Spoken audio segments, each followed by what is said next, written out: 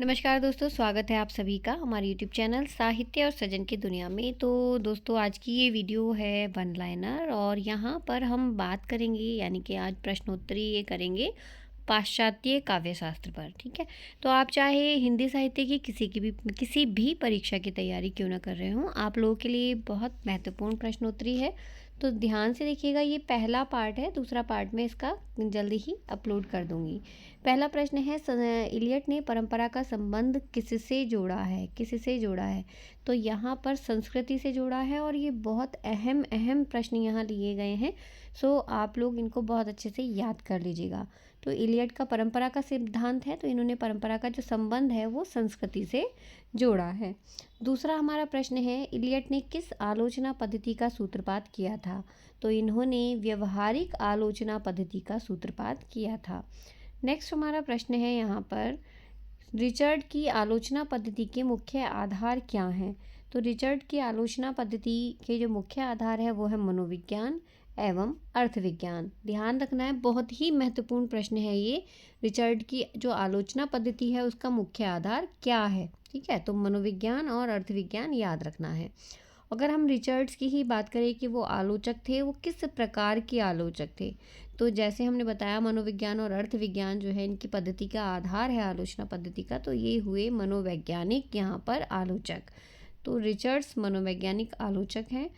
Next हमारा प्रश्न है, प्लेटो का जो समय है वो क्या है? तो 327 ईसा पूर्व से 347 ईसा पूर्व तक, और ये प्रश्न पहले भी परीक्षा में आ चुका है। बहुत महत्वपूर्ण प्रश्न है यहाँ पर। अगला हमारा प्रश्न है, प्लेटो की सबसे प्रसिद्ध रचना का क्या नाम है? तो द रिपब्लिक प्लेटो की बहुत महत्वपूर्ण रचना है, आप लोगों को याद रखनी है द रिपब्लिक।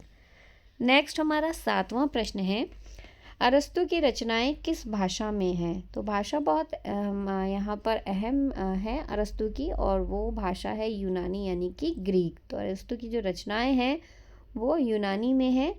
और नेक्स्ट हमारा आठवां प्रश्न है कि प्लेटो ने कलाकार को क्या कहा है? प्लेटो ने कलाकार को क्या कहा है? बहुत महत्वपूर्ण प्रश्न है। ईश्वरीय उन्माद प्लेटो ने कलाकार को कहा है। नेक्स्ट हमारा अगला प्रश्न है, अरस्तु का प्रसिद्ध काव्य शास्त्रीय ग्रंथ कौन सा है? अरस्तु का प्रसिद्ध काव्य शास्त्रीय ग्रंथ है भाषण शास्त्र एवं काव्य शास्त्र। बहुत महत्वपूर्ण काव्य शास्त्र ग्रंथ है, पूछा जा सकता है, आप लोग अच्छे से इसको याद कर लीजिएगा। 10वां प्रश्न है, आदर्श राज्य का निर्माण किसके चिंतन का उद्देश्य था? तो आदर्श राज्य का निर्माण प्लेटो के चिंतन का उद्देश्य था। 11वां प्रश्न है, प्लेटो के समान दूसरा मेधावी पुरुष विश्व में नहीं हुआ, यह कथन किसका है? महत्वपूर्ण कथन है, प्लेटो के बारे में कहा गया है उनको मेधावी पुरुष विश्व में उनके जैसा कोई नहीं है, या मेधावी पुरुष कहने वाले कौन है? तो यहाँ आप लोगों को इस प्रश्न का उत्तर देना है। मैंने यहाँ इसको ब्लैंक में छोड़ दिया है, नेक्स्ट वीडियो में इसका उत्तर भी मैं ज़रूर लाऊंगी, तो ज़रूर बताइएगा इसका उत्तर। नेक्स्ट हमारा यहाँ पर 12वां प्रश्न है, प्लेटो के गुरु कौन थे? तो प्लेटो के गुरु थे सुकरात। 13वां प्रश्न है, प्लेटो ने कल के संदर्भ में अनुकरण शब्द का प्रयोग किस अर्थ में किया है? कला के संबंध में। यहाँ ये कला लिखा हुआ है, तो ये कला है। प्लेटो ने कला के संदर्भ में अनुकरण शब्द का प्रयोग किस अर्थ में किया है? तो अपकर्षी के संबंध में इसका प्रयोग किया है। नेक्स्ट हमारा 14वां प्रश्न है यहाँ पर कि अनुकरण का जो अर्थ है वो हूबहू नकल है, यह किसका मत है? तो यह मत है प्लेटो का। 15वां प्रश्न है, दैवी ईश्वरीय प्रेरणा सिद्धांत किसकी देन है? तो दैवी ईश्वरीय की अगर बात आती है तो यह प्रेरणा सिद्धांत प्लेटो का रहा है, बहुत अहम सिद्धांत है। तो ये देवी ईश्वरीय प्रेरणा की अगर बात आती है कि कला जो है वो देवी ईश्वरीय की प्रेरणा है, साहित्यिक देवी ईश्वरीय की प्रेरणा है, तो यह जो कथन होगा आप लोगों को याद रखना है, ये प्लेटो का होगा। हमारा नेक्स्ट प्रश्न है, 16वां, इलियट को नोबेल पुरस्कार कब मिला? तो सन 1948 में इलियट को नोबेल पुरस्कार मिला था। नेक्स्ट है, मैथ्यू अर्नोल्ड ने किस कोटि की आलोचना को महत्वपूर्ण माना? तो इन्होंने अनुभवात्मक जो कोटि होती है आलोचना की उसको बहुत महत्वपूर्ण माना है। 18वां प्रश्न है, कल्पना के कॉलेज ने कितने भेद माने हैं? कल्पना के कॉलरिज ने, यहाँ कॉलरिज समझिएगा, ठीक है, तो कल्पना के कॉलरिज ने कितने भेद माने हैं आप लोगों को बताना है। यहाँ मैंने आंसर किया हुआ है, तो यहाँ पर दो भेद उन्होंने माने हैं कल्पना के, एक तो मुख्य भेद और दूसरा गौण। ठीक है, गौण कल्पना, मुख्य कल्पना, ये दो भेद माने हैं इन्होंने। नेक्स्ट है जो बहुत महत्वपूर्ण प्रश्न है, द प्रल्यूड, जो कि यहाँ मैंने 2-3 प्रश्न एक साथ ही यहाँ जोड़ दिए हैं। तो जो द प्रल्यूड है वो वर्ड्सवर्थ की रचना है और ये कविता है जो कि आत्मकथात्मक है।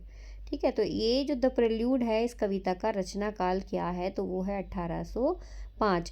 तो यहाँ 2-3 प्रश्न कुछ भी आ सकता है। द प्रल्यूड किसकी रचना है, तो वर्ड्सवर्थ की है। द प्रल्यूड किस शैली में लिखी गई है, तो आत्मकथात्मक कविता ये है। और रचना काल क्या है, तो 1805 इसका रचना काल है। 20वां प्रश्न है, उदात्त के बाधक तत्व क्या हैं। तो उदात्त के बाधक तत्वों की बात करी जाए तो ये महत्वपूर्ण प्रश्न है, बार बार आने वाला परीक्षा में। शब्दाडंबर, बलिष्ठता या फिर बलेयता या फिर भावाडंबर। ये बलिष्ठता यानी बालेयता और भावाडंबर, ये यहाँ पर 3 उदात्त के बाधक तत्व आप लोगों को देखने के लिए मिलेंगे। रिचर्ड्स ने संप्रेषक किसे माना है, रिचर्ड ने संप्रेषक किसे माना है, तो रिचर्ड्स ने संप्रेषक माना है कलाकार को। इलियट की किस रचना को आलोचकों ने साहित्यिक धोखाधड़ी कहा है, द वेस्टलैंड। महत्वपूर्ण प्रश्न है, ध्यान रखिएगा। आलोचकों ने इसको साहित्यिक धोखाधड़ी करार दिया था। हमारा यहाँ पर अगला सवाल है, एलिजाबेथन एसेस किसकी रचना है, तो ये इलियट की हो गई। अरस्तु ने विरेचन के लिए किस यूनानी शब्द का प्रयोग किया है, बहुत महत्वपूर्ण प्रश्न है। तो यहाँ पर कथारसिस शब्द का प्रयोग इन्होंने किया है, यूनानी शब्द कथारसिस।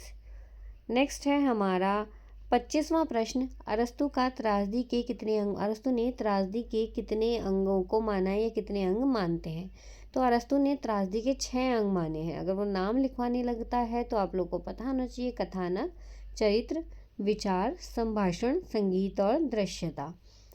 नेक्स्ट हमारा प्रश्न है कि कवि के मन को प्लेटिनम के टुकड़े के समान किसने कहा है। बहुत बहुत महत्वपूर्ण प्रश्न है गाइस, ये बार बार पूछे जाने वाला प्रश्न है, अहम प्रश्नों में से एक है।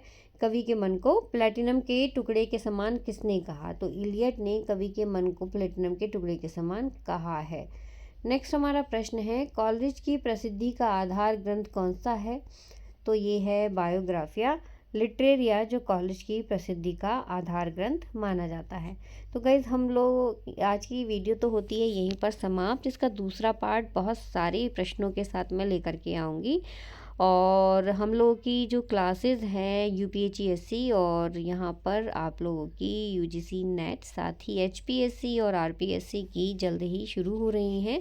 यूपीएचसीएससी का मैंने सिलेबस शुरू कर दिया है रिवीजन वाला, तो उम्मीद है आप लोगों को मेरे चैनल की ये वीडियोस पसंद आ रही होंगी। चैनल पसंद आता है, वीडियो पसंद आती है तो ज़रूर लाइक कीजिएगा। मिलते हैं नेक्स्ट वीडियो में, बाय बाय।